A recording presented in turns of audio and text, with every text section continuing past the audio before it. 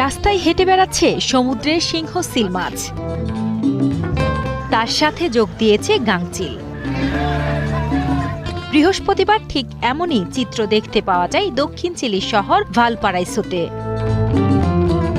সম্প্রতি চিলি সরকার হেক মাছ ধরা নিষিদ্ধ করায় জেলেরা ক্ষতিপূরণ দেওয়ার দাবিতে গত কয়েকদিন ধরেই দেশটিতে বিক্ষোভ করে আসছে। আর এই বিক্ষোভের সময়ই ঘটে এক অদ্ভুত ঘটনা।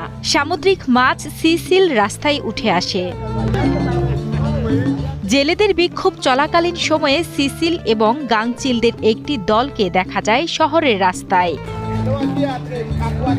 অবরোধের সময় ৩টি সিল শান্তভাবে পুলিশের গাড়ির সামনে দিয়ে হাঁটছে, আবার পুলিশের গাড়ির উপর মাছ রেখে খাচ্ছে এক ঝাঁক গাংচিল। এসব প্রাণীর উপস্থিতিকে স্বাভাবিকভাবেই দেখছে পুলিশ। উল্লেখ্য, দক্ষিণ আফ্রিকার